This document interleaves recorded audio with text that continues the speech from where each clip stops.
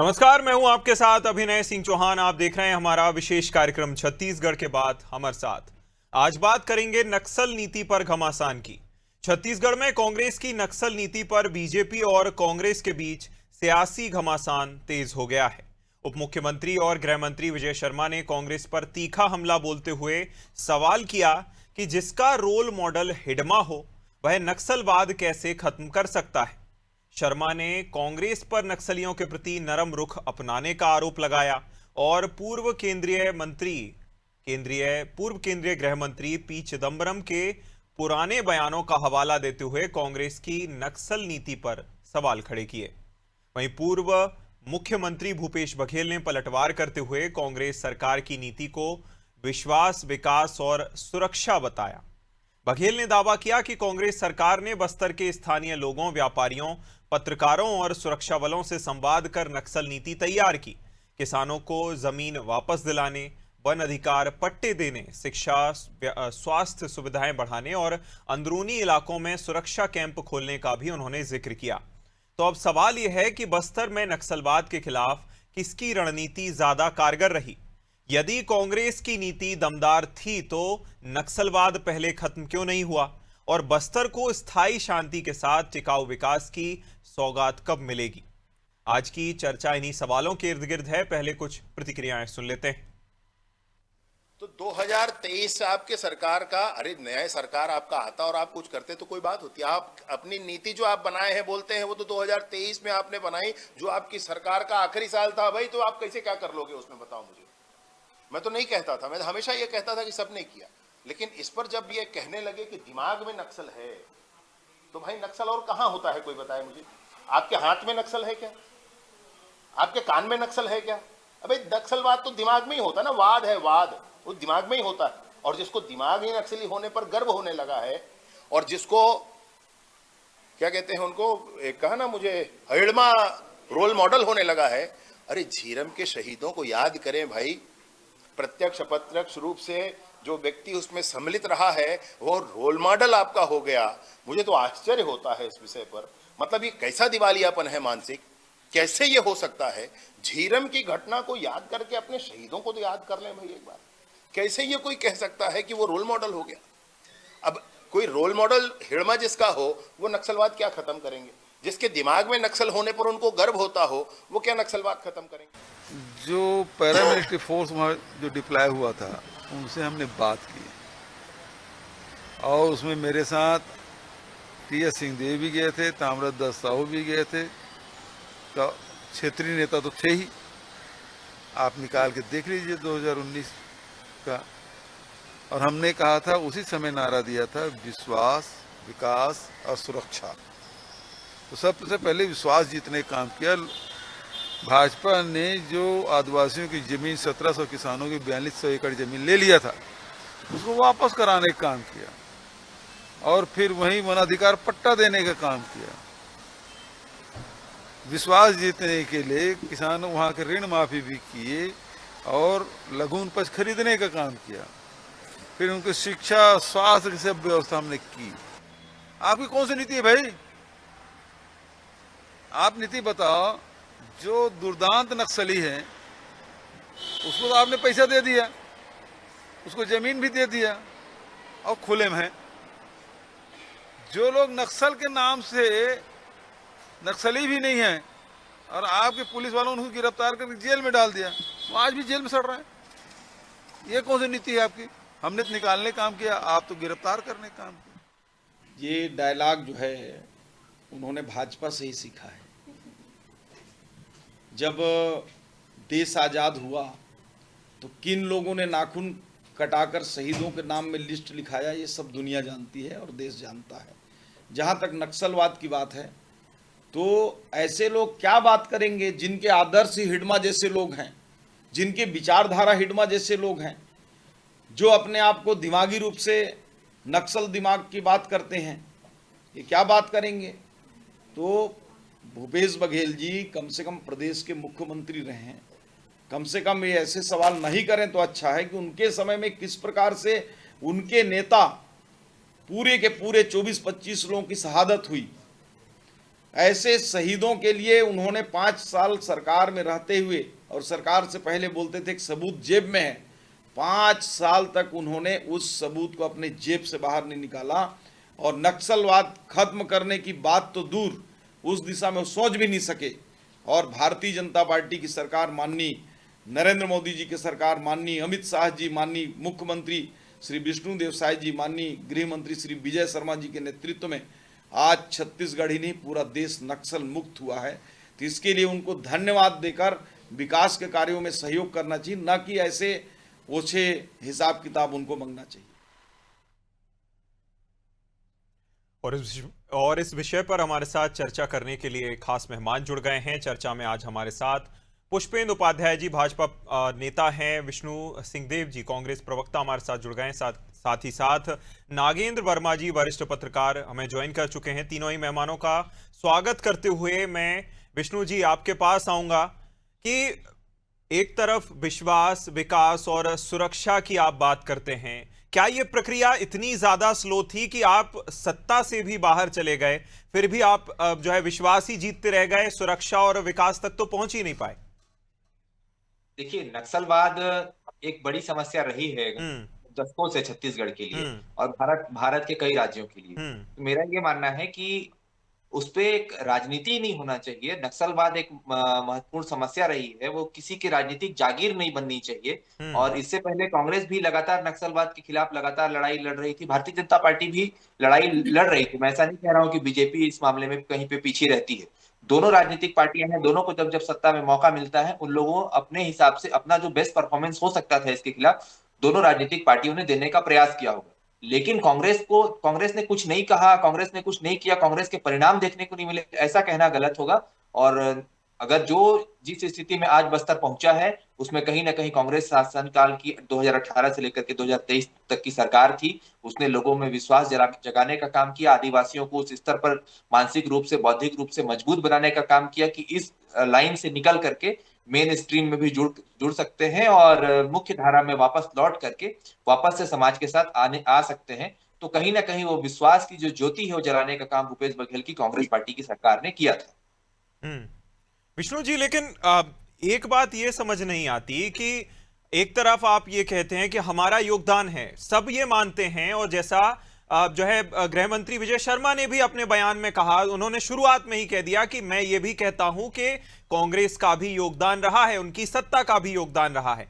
लेकिन दूसरी तरफ आप ये कहते हैं कि गलत आपने उनको बनाकर जो है जेल में डाल दिया, या फिर झूठा एनकाउंटर कर दिया, या फिर तमाम इस तरह के आरोप लगाए जाते हैं। अगर आपको शक है, या फिर आपके नेता तो खड़े हो जाते थे कि देखिए वो नक्सलियों को आपने गलत जेल में डाल दिया, तो कोर्ट भी जा सकते थे आप। आरोपों तक सीमित ही रहेंगे क्या? मतलब आरोप लगाओ फिर भाग जाओ? नहीं, ऐसा बिल्कुल नहीं है। वहां पे कई मामलों में ऐसे देखने को मिलता है कि गलत तरीके से लोगों को शोषण किया जा रहा है, इनके पुलिस के द्वारा किया गया, इनके नेताओं के द्वारा किया गया। भारतीय जनता पार्टी के जो राजनीतिक रूप से विरोधी थे उनको भी राजनीतिक टारगेट बना करके उनकी पॉलिटिकल हत्या भी करने का प्रयास किया गया। भारतीय जनता पार्टी के विरोध करने वालों को भी नक्सली बता करके जेल भेज दिया गया। ऐसे कई मामले सामने आए हैं और धीरे धीरे वो मामले कोर्ट में भी जा रहे हैं और धीरे धीरे उन लोगों को आने वाले समय में जमानत भी मिलेगी। लेकिन उनका जीवन का महत्वपूर्ण समय भारतीय जनता पार्टी के लोग उनका राजनीतिक उपयोग करने के लिए खराब करते जा रहे हैं। राजनीतिक उपयोग कौन कर रहा है पुष्पेंद्र जी? राजनीतिक उपयोग नक्सलियों का? अनादि टीवी के समस्त दर्शकों को मेरा नमस्कार, जय श्री राम। अभिनव जी को भी, नागेंद्र वर्मा जी वरिष्ठ पत्रकार हैं और विष्णु जी भी हैं। मुझे तो कांग्रेस के वक्तव्य पे बहुत ज्यादा चिंता होती है, क्या बोल रहे हैं कुछ समझ में नहीं आ रहा। कांग्रेस विश्वास, विकास और सुरक्षा की बात करती है। अगर 5 साल में अभिनव जी यही नीति नक्सलवाद को खत्म नहीं कर पाई तो अब उस नीति को सफलता का प्रमाण कैसे बताया जा सकता है? ये कांग्रेस के प्रवक्ता मित्र को बताना पड़ेगा। जहां कभी नक्सली वहां अपनी रणनीति बनाए थे, आज वहां जनता और सरकार मिलकर विकास की दिशा तय कर रहे हैं। ये भारतीय जनता पार्टी के शासन काल में हुआ है। कांग्रेस सरकार ने नक्सलवाद को बढ़ाया और हमारी सरकार ने नक्सलवाद को खत्म किया। दूसरा मैं बताऊं, आदरणीय अमित शाह जी ने स्पष्ट शब्दों में कहा था, जो नक्सली मुख्य धारा पे आ गए हमारी सरकार ने उनका स्वागत किया, जो मुख्य धारा पे नहीं आए उन नक्सलियों को हमारे सुरक्षा के जवानों ने मात गिराया। 31 मार्च 2026 छत्तीसगढ़ के नक्शे से नक्सलवाद पूरी तरह से खत्म हुआ और कितने दशकों से नक्सलवाद अशूर बना हुआ था। तभी आप देखिए कितने लोगों की हत्याएं हुई। मुझे तो इनके बातों पर जो है ना क्या आता है, मैं क्या बताऊं अभिनव जी। और ये अपने हिडमा को आदर्श मान रहे हैं। इनके पूर्व मंत्री जो है हिडमा को अपना आदर्शवादी बता रहे हैं। तो इसी से साफ जाहिर होता है कि कांग्रेस की कथनी और करनी में कितना फर्क है अभिनव जी। और दूसरा मैं बताऊं कि जो है ना जहां जहां बस्तर की पहले पहचान क्या होती थी, बारूद होती थी, आज बस्तर विकास के नाम से जाना जा रहा है। जहां युवा हमेशा बस्तर का तकलीफ में रहता था, संकट में रहता था, आज वहां सुरक्षा के कैंप खुले हैं, सड़कें बड़ी हैं, शिक्षा के आयाम बढ़े हैं, मेडिकल कॉलेज खुल रहे हैं। तो युवा कहीं बस्तर ओलंपिक हो रहा है, इसका केंद्रीय गृह मंत्री आदरणीय अमित शाह जी उद्घाटन कर रहे हैं। आप पुनर्वास की नीति कितनी अच्छी बनी हुई है। तो अभी भी देखिए अभिनव जी, कांग्रेस के लोग मानने को तैयार नहीं है कि 31 मार्च 2026 को नक्सलवाद खत्म हुआ है। पूरे छत्तीसगढ़ की जनता जान रही है, पूरा देश जान रहा है।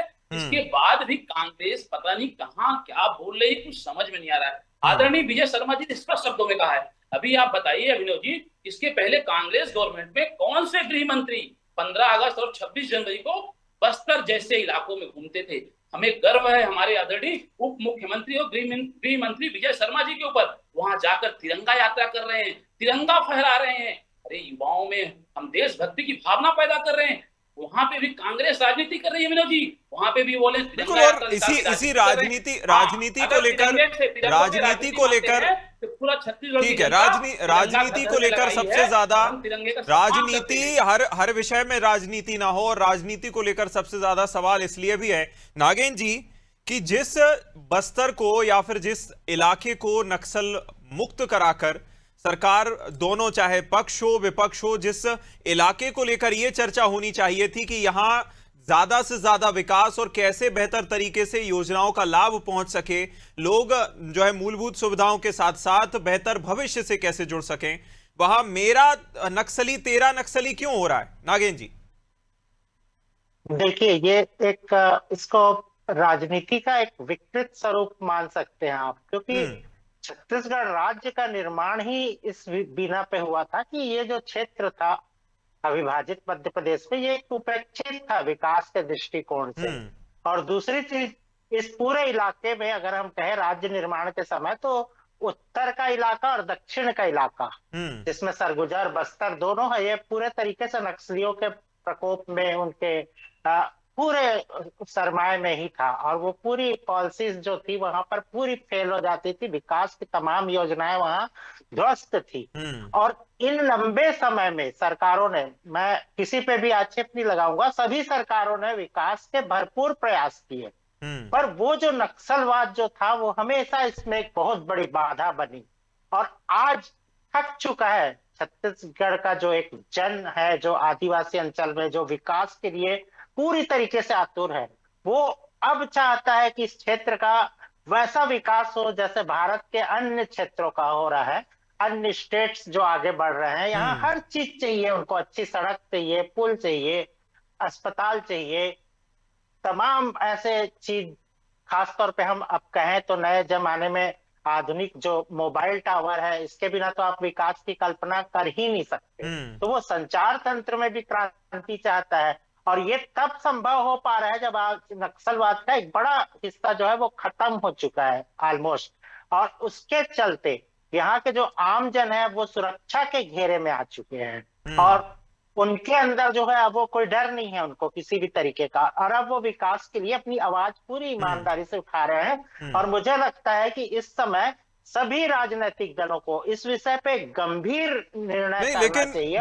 गंभीरता से, जैसे मान लीजिए भाजपा तो ये दावा करती है कि हमने लगभग जो है नक्सलवाद को खत्म कर दिया है, जैसा संसद में भी कहा गया था कि लगभग नक्सलवाद खत्म है, और कुछ छुटपुट जो नेता नक्सली बचे होंगे या कुछ लोग बचे होंगे वो जल्द से जल्द हमारे पास आ जाएंगे, आत्मसमर्पण कर देंगे।